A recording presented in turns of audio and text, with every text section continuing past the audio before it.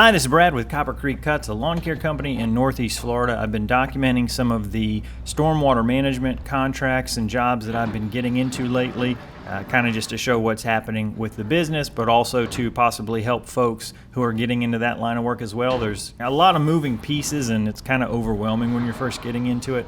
So I figure if there's some information I can give that may help somebody, hey, great.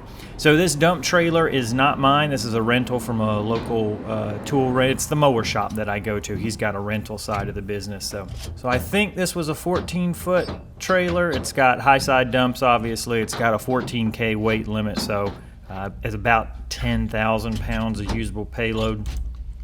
I brought it because we're going to be clearing some sediment out. At least we thought we were. And of course, when I say we, I mean me, myself, and I. I don't know why I say that. But anyway, so we showed up. We get everything unstrapped and unloaded. The dual wheels of the Ventrac, the reason there's 8 of them, I covered in a previous video on this project. Helps you in real muddy areas, gives you better traction, kind of lets you float over the mud so you don't get stuck in places that definitely would happen. So this is one of the culverts that we were clearing out. All this sediment is preventing proper drainage. But what I thought was all dirt, because there was grass growing on top of it, is actually riprap. There's riprap underneath. So riprap are little pieces of rocks that are put down to slow water down. When water goes fast, that's when it causes the most erosion, so you want to slow it down as much as possible. I didn't know that riprap was under there. So I mowed this in a previous video. It was all very tall. You wouldn't have been able to walk down here and see what was in the ground. And so I thought, all right, I'll just bring the Ventrac. It does great at digging. I'll dig out the dirt, load it in the dump trailer, and then take that to the dump and haul it off that way. But once I started scraping, I saw that because of the years of neglect of this system, what had happened is there's actually almost like a carpet of weeds and grass and dirt over top of the riprap. So if nothing else, this is just a great testament of why you should be maintaining your stormwater systems. At the end of the day, I couldn't actually complete the project, but the client still had to pay for my time and stuff. So it wasn't a great deal for them. It wasn't a great deal for me either, as you'll see, because it went from being something that I thought was going to be machine work to quite a bit of hand work. The Ventrac's pretty good at digging. The issue is if there's rocks underneath, it's not going to be able to, to dig up under those. An excavator's kind of what you need at this point.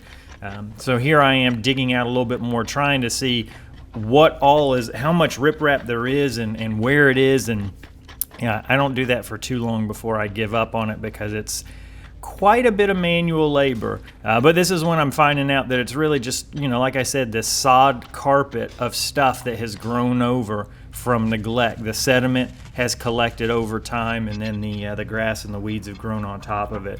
So before I gave up completely, I wanted to try adding the teeth on the bucket. This bucket has some removable teeth that you can take on and off whenever you want. There's just a bolt and a nut that hold them on. So it's pretty easy to set up. It takes maybe 5 minutes in real time. As long as you've got an impact gun, it just, here I am zipping along. It's not much work at all. But I wanted to see if those teeth could maybe get up underneath and scrape a little bit. Of course, they really couldn't. That's not aggressive enough of a tooth to do much difference. But like I said, still wanted to try something before I just completely said, okay, this is going to be handwork until we can get this thing flowing again. One of the other issues that you can see is how wet and muddy this is. I did this July, I believe. So, right in the middle of the Florida rain season, just a terrible time of year to do this. But it's one of those things that I've commented in other videos because I've had people say, oh, that stuff looks terrible. You're leaving these jobs worse than when you start. This kind of work is not about making it look like a country club. These are systems that have to work. These drain and stormwater systems, they are legally required to work, or else people are going to get in trouble. So it's not about making it look pretty, it's about making it work. And in this case, the job was to try and figure out why this thing was not draining. And so it changed a little bit the scope of work, but at the end of the day, I still had to figure out why it wasn't draining, so I could go back to the contractor that hired me out and say, hey, this is what we found, this is the course of action. I couldn't just say, oh, there's riprap under there and the Ventrac couldn't do it, so sorry, I don't know what to do. Like, that's, you can't do that at this level. I mean, I guess theoretically you could, but they're not going to hire me back for any other jobs, right? So here I'm just digging out the riprap, trying to see if there's where the blockage is exactly. I believe at this point in the project, I was kind of one of those.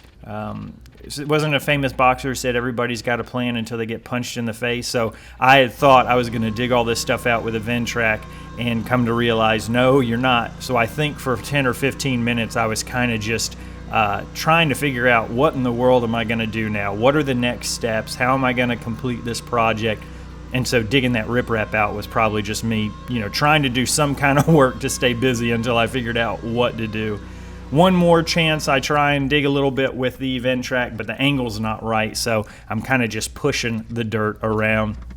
But at least I do see where some of the issues are. So now I'm just going to start peeling back this sod, the dirt, and loading it away. And that's what I figured out that this job would be, as painstaking and as mind-numbingly boring as it was going to be. That was what I had to do. So just carving away at it. Thank goodness I brought all those hand tools. It was almost an afterthought where I was like, I'm sure pretty much all this is going to be done with a Ventrac. But I was like, just go ahead and bring them. You never know. You might need them.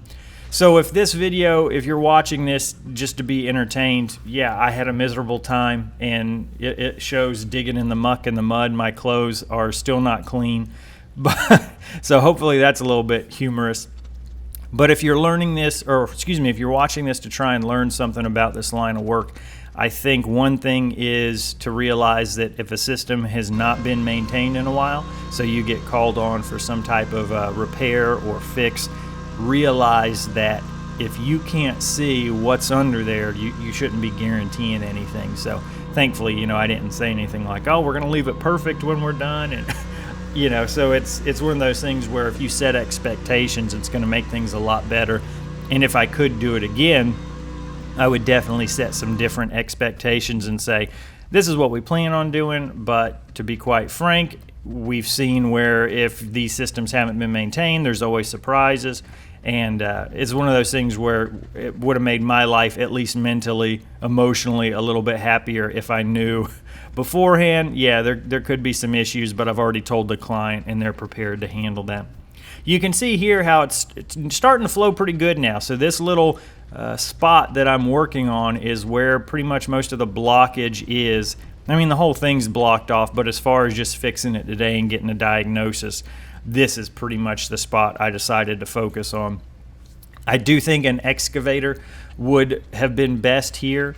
What I've learned since doing this job is that you just need to dig out all the riprap with the dirt, with the grass, haul all that off to the dump, and then go ahead and put in a new riprap. But if we do that, I said it's got to be fall or winter. This is, we can't do this while it's wet. It's just doesn't make any sense. And when you take stuff to the dump, if it's commercial waste like this vegetation, it's done by weight. You pay based on how heavy it is. So if you've got mud, it's just going to be so much more expensive than if it's dry dirt. So there's no reason to, you're going to inflate the bid and you're going to inflate your costs if you're trying to haul wet stuff. It's not a good idea. This dog was very friendly and very sweet, but it was super annoying because he was underfoot the entire time, and it was a huge safety issue. He would get underneath the wheels of my Ventrac while I was parked in the shade, and he would not move. It was the weirdest thing I've ever seen in my life, and the most frustrating too, especially if I've got this job that is not going the way I thought, and he's now posing a safety issue because I'm parking this Ventrac on super steep, muddy slopes, and I can't move because I'm sitting here on the controls, and this dog is literally laying underneath the tires where I can't see him, and every time I shoo him away, he comes right back over. That was super frustrating, even more so than all the other stuff that went wrong on this job. But so anyways, now this project's pretty much wrapped up. We mowed everything. We diagnosed the drainage issues where we could. The ones we couldn't, we gave some proposed solutions. So if there's ever a phase 2 to this project, I'll be sure and keep you updated on what we go back and do and what kind of equipment we used. But for this one, that pretty much wraps it up. The issue is this is all riprap under here, which I was not expecting. So like this looks like dirt, but you can see there's riprap all underneath it. And there's some stray dog that's been bugging me this whole time.